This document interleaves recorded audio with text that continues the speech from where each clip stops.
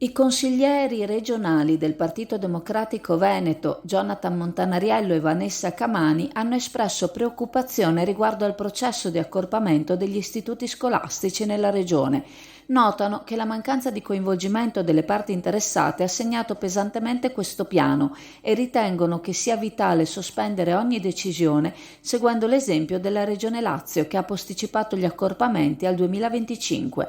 La decisione della Conferenza regionale permanente per l'istruzione del Lazio di rinviare gli accorpamenti è una scelta saggia, hanno affermato Montanariello e Camani. Questa situazione dovrebbe spingerci anche in Veneto a considerare un rinvio simile, consentendo così l'avvio di un costruttivo confronto con sindacati e altre parti coinvolte. È fondamentale aprire questo dialogo considerando le numerose preoccupazioni espresse sulle criticità emerse dal piano in corso.